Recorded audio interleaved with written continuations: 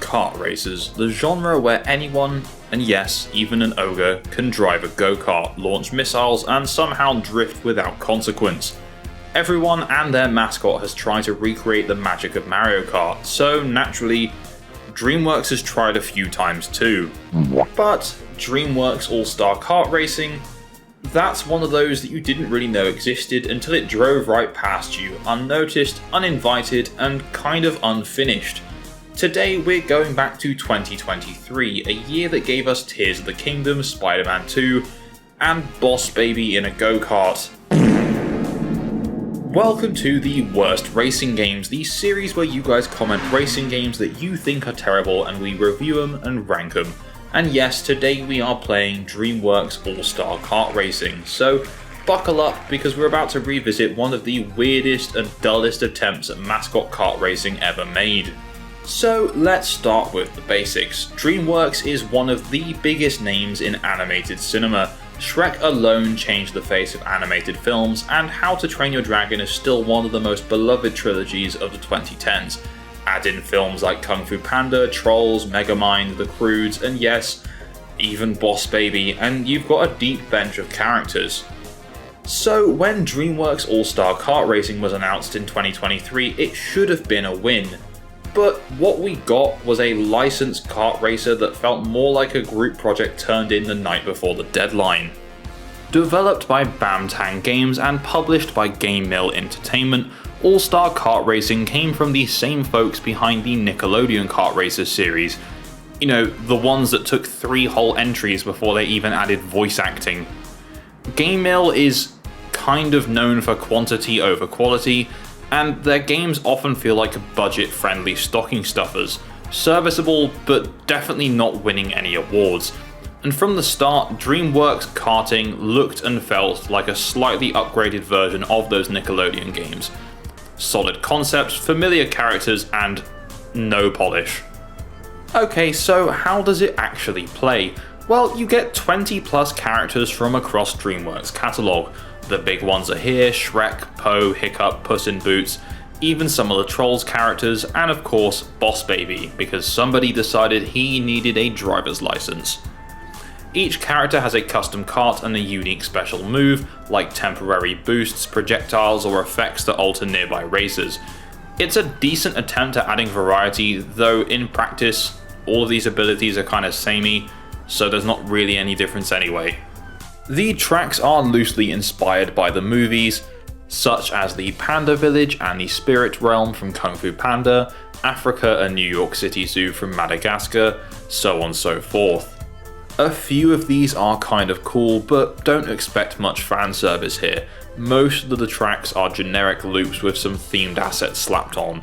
They function, but they're not exactly memorable, but more on the tracks later. Now, just for reference, I was playing the PC version of this game. So anyway, the driving itself, it's okay, it's not bad, it's not great. You've got standard drifting, boosts, and item boxes.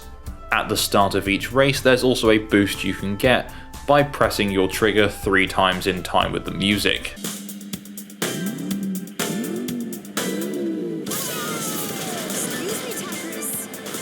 There are also these hidden pathways that you can unlock throughout each race that spawn in these rainbow tracks that you can drive along and are designed to be shortcuts, but some of them end up feeling longer than just driving on the normal track. And the game does have physics, but the physics are about as stable as I was when I finished my playthrough of this game. Now, before we go any further, if you're a fan of racing games, or in this instance, terrible racing games, then why not hit that subscribe button and tap the bell for notifications to stay up to date with the Worst Racing Game series. And if you want to be the first to hear about new uploads, then join my Discord server using the link in the description below. Anyway, enough plugging the channel, let's get back to DreamWorks. Now let's just focus more on that roster and some of the tracks. So there are some decent characters in this game. Megamind even turns up, thank God for that. You've got a fair few Shrek characters, you've got a fair few Kung Fu Panda characters, and a couple of others from other franchises scattered in, like the Bad Guys, Trolls, and Boss Baby. But to be honest, for a game that's celebrating DreamWorks, there are quite a lot of iconic DreamWorks movies missing from here. Shark Tale, Monsters vs. Aliens, the Bee Movie, Over the Hedge, The Croods. Why is there no representation from any of these films? I was especially shocked that there was no Croods representation because they made a couple of those. There was also one single DLC released for this game. Yes guys, of course I bought it. And that DLC featured 2 additional characters, and that was Master Oogway from Kung Fu Panda and the Wolf from the Puss in Boots film. Think of all the opportunities they could have had with additional DLC characters from all those films I already listed. Come on! Now, as I mentioned before, a lot of the tracks feel quite generic with just a bunch of assets swapped in, but there were a couple of standouts. The Spirit Realm from Kung Fu Panda was pretty cool, and there's one track that appeared to be kind of like Rainbow Road, but with just the DreamWorks Moon theme going in, and that was quite cool. A lot of these tracks are very trick reliant to try and get speed boosts, but the issue is the game just doesn't feel very fast.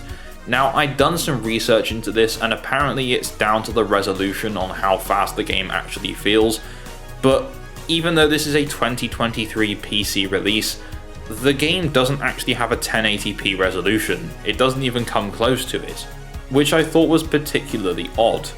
Now, visually, the game falls squarely into the mobile ported to console vibe.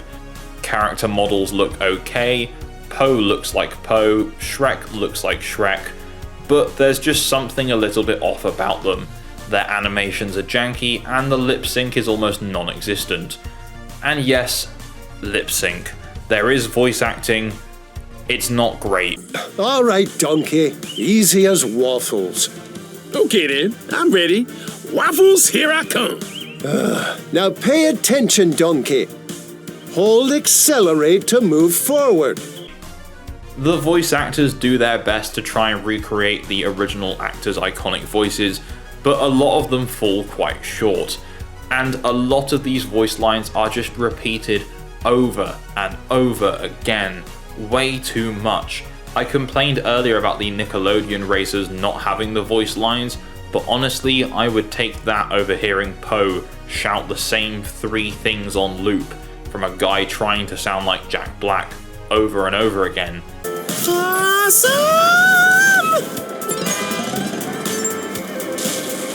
Your awesomeness! Whoa! Speaking of audio, this game does have music, but the music falls incredibly flat.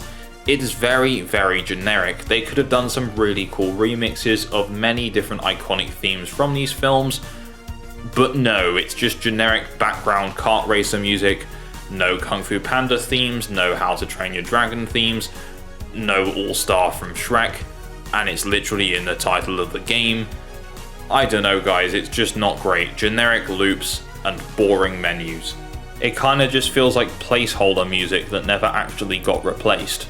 Now if you've made it this far into the video, simply just comment swamp down below so I know you're still there. Now in terms of your gameplay variety, you've got a few different game modes. You've got your standard cup series, single races, time trials, and a fairly bare bones challenge mode that's more like the same few challenges repeated like 36 times. These challenges vary from so-called boss fights, which are just one-on-one races, which are also incredibly unfair, to races where you can't touch the wall, races where you have to get so many drift boosts. They're all very samey. There's also local multiplayer and limited online support, though good luck finding a match post-launch because there's basically no one playing this game. On top of these modes, there's a semi-decent customization feature where completing each challenge gives you either a customizable item for your kart or a couple of new racers. There's not much in the way of customization, but you can swap out a spoiler, you can change the wheels. It doesn't do anything in terms of performance, but at least there's a cosmetic change. So how did DreamWorks All-Star Kart Racing hold up in terms of its critical response? Well, the answer is of course very mixed. Critics called it mediocre, forgettable, and a shallow cash-in. On Metacritic, the PC version of the game doesn't have a score, but the PS5 version is sat at a 63 out of 100. Interestingly enough, on the Steam store page, it holds a 62% positive review score, so not very good. Most people who I've seen playing it have said the same thing. It's fine for a few hours, especially for kids who just want to race as Shrek, but there's no staying power here, there's no reason to come back. Which is a shame because it had the potential to be a really good DreamWorks celebration. A bunch of iconic characters in different worlds, but instead of this, we just got DreamWorks kind of okay kart racing. After that initial DLC drop, there's been no word of any updates, expansions or sequels. The game just dropped, fizzled and vanished, like it was in a clearance bin at Poundland. So now the time has come where we have to rank DreamWorks All-Star Kart Racing. And sadly, it's another week, another entry for meh. It's not so bad that it's rubbish, it's a functioning game with a small amount of charm if you're about 5 years old, and obviously that's the intended target audience. I didn't find it at all captivating or interesting, but it's a functioning game nonetheless.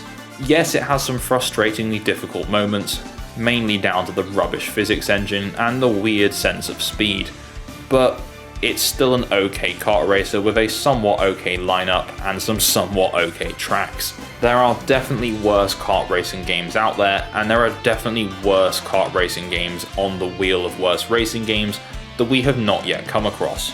So no, DreamWorks All-Star Kart Racing is not the worst kart racer ever made, nor is it the worst racing game ever made. But is it one of the most forgettable? Absolutely. If you're a DreamWorks diehard or just want to see King Julian throw projectiles at Donkey while the Boss Baby cackles in first place, go for it, but for everyone else you're probably better off sticking with a Mario Kart. But hey, at least it's not Garfield Kart. Anyway, that takes us to the end of our look at DreamWorks All-Star Kart Racing, and with that, this episode of Worst Racing Games.